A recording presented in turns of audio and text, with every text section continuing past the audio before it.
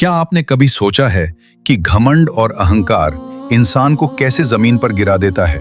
इतिहास की किताबों में नमरूद का जिक्र बबेल का शक्तिशाली राजा के रूप में मिलता है। उसका असली नाम नमरूद बिन किनान था और वो हजरत नूह अलैहिस्सलाम के पोते के परिवार से ताल्लुक रखता था। जब हजरत इब्राहीम अलैहिस्सलाम ने तौहीद की दावत दी, नमरूद ने अपनी राज्य शक्ति को खतरे में महसूस किया। इतिहास अल तबरी के मुताबिक नमरूद ने अपने आप को ईश्वर कहलाना शुरू कर दिया और कहा, मैं जीवन देता हूँ, मैं मौत देता हूँ। क्या तुमने उस व्यक्ति को नहीं देखा जिसने इब्राहीम अलैहिस्सलाम से अपने रब के बारे में झगड़ा किया, इस वजह से कि अल्लाह ने उसे राज्य शक्ति दी थी?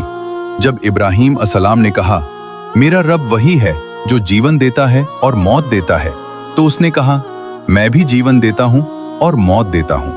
यही वो पल था जब नमरूद का घमंड अपनी चरम सीमा पर पहुंच गया। उसने कैदियों में से एक को छोड़ दिया और एक को मार डाला और कहा, देखा, मैं भी जीवन और मौत देता हूँ। लेकिन हजरत इब्राहीम अलैहिस्सलाम ने कहा, अल्लाह सूरज को पूर्व से उगाता है, तुम उसे पश्चिम से उगा कर दिखाओ। फिर वो काफिर हैरान रह गया और अल्लाह जालिमों को हिदायत नहीं देता। यही वो पल था जब हिज्जत दलील पूरी हो गई। नमरूद का दावा खत्म हो चुका था, लेकिन उसका घमंड अभी जिंदा था। सीरत इब्न हिशाम के अनुसार नमरूद ने आदेश दिया कि आसमान पर तीर चलाए जाएं ताकि वो अल्लाह तक पहुंच सके। हजारों सैनिकों ने तीर चलाए और जब तीर वापस आए तो वे खून में डूबे थे। नमरूद ने गर्व से कहा, मैंने ईश्वर को मार दिया।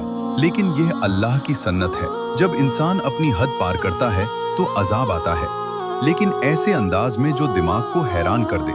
अल्लाह ताला ने नमरूद पर एक बहुत छोटी मखलूक मसलात की, एक मच्छर। ये मच्छर नमरूद की नाक में घुसा और उसके दिमाग तक पहुंचकर लगातार भभना करने लगा। नमरूद चीखता, चिल्लाता, दीवारों से सिर मारता, यहाँ तक कि अपने सैनिकों से कहता, मेरे सिर पर हथौड़ा मारो, शायद मुझे सुकून मिले। 40 दिन तक वो कष्ट में रहा और आखिरकार मरा गया। कैमरा एक शांत किला दिखाता है जहां कभी हजारों सैनिक नारे लगाते थे, अब केवल चुप्पी है। नमरूद का सिंहासन खाली है, एक मच्छर की आवाज पृष्ठभूमि में गूंजती है। अल्लाह फरमाता है, अल्लाह जालिम कौम को हिदायत नहीं देता। अल बकरा 258। नमरूद का अंजाम हमें यह सिखाता है कि ताकत, दौलत और राज्य शक्ति इंसान को ईश्वर नहीं बना सकती।